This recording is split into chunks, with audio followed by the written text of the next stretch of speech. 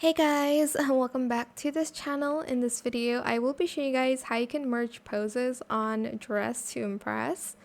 So you need to save a masculine body for this to work, so make sure you do that first, and make sure you've also saved the outfit that you're going to wear.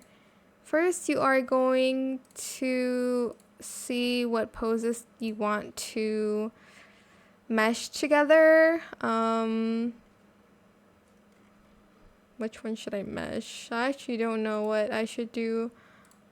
Maybe happy and hold up. I don't know how that's gonna work, but let's do that. Happy. Then go here, change it, go back to your outfit, and then select two poses. Oh, okay, I accidentally pressed the So Julia one.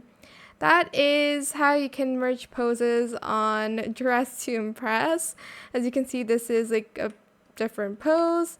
But yeah, that is it. I hope it was helpful for you guys. Don't forget to like, comment, share, and also subscribe to this channel if you haven't done that already.